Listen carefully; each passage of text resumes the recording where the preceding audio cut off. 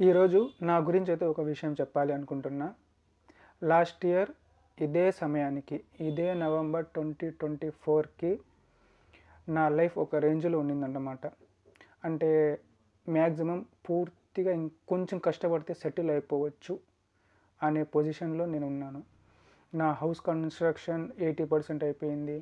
And నా చదువు అయిపోయి చేతికి సర్టిఫికేట్స్ తెచ్చుకున్నాను.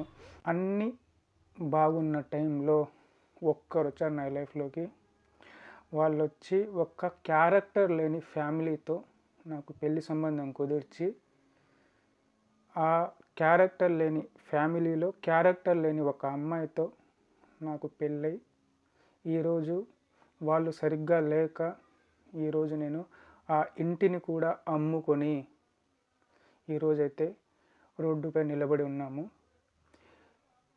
90% సక్సెస్ అయిన నా లైఫ్ ఈరోజు రోడ్డుకు వచ్చేసింది.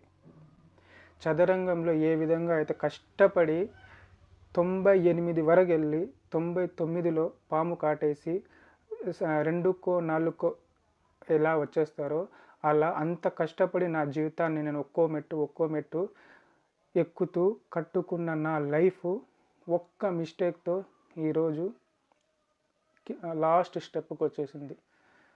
సో అందరికీ అనిపిస్తుంది ఇమ్రాన్ ఓడిపోయాడు, ఇంకా ఇమ్రాన్ లైఫ్ ఏమీ లేదు అని అనుకుంటున్నారు. కానీ స్టార్టింగ్లో నేను అలాగే అనుకున్నాను. చాలా బాధపడ్డాను, సూసైడ్ వరకు వెళ్ళాను, ఆలోచించాను, ఏడ్చాను, ఎంతో డిప్రెషన్లోకి వెళ్ళాను.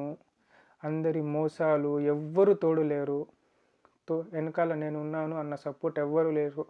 కానీ దేవుడు ఒక్కడున్నాడు అనే ఒక సపోర్ట్, ఆ నమ్మకంతో ఆలోచించడం మొదలుపెట్టాను. నాకు ఇప్పుడు అనిపిస్తుంది నేను ఓడిపోలేదు, నేను నేర్చుకున్నాను. ఈ యొక్క తప్పు వల్ల జరిగిన సంఘటనల వల్ల నేను చాలా నేర్చుకున్నాను. నా జీవితంలో ఇప్పటి వరకు పడని కష్టం ఈ 1 ఇయర్లో పడ్డాను. అండ్ చాలా నేర్చుకున్నాను. ఇంకా పడుతూనే ఉన్నాను. ఇంకా ఇప్పటికీ నా మీద ఎఫ్ఐఆర్లు పెట్టి సతాయిస్తున్నారు. నేను ఏది చేయని తప్పుకు. నేను పూర్తిగా ఇస్లామిక్ ప్రకారం నా పూర్తి ఖర్చులతో నేను చేసుకున్న పెళ్ళికి తిరిగి నేను ఏదో అడిగాను అని నా మీద ఎఫ్ఐఆర్లు పెట్టి కోర్టుల వరకు లాగుతూ ఉన్నారు. ఇంకా సతాయిస్తూనే ఉన్నారు. కానీ ఆ భగవంతుడు అనేవాడు ఒక్కడున్నాడు. ఏదో ఒక రోజు వాళ్ళకి చూపిస్తాడు. నాకు అన్యాయం చేసిన ప్రతి ఒక్కరికి కర్మ అనేది రివర్స్లో తిరగక తప్పదు.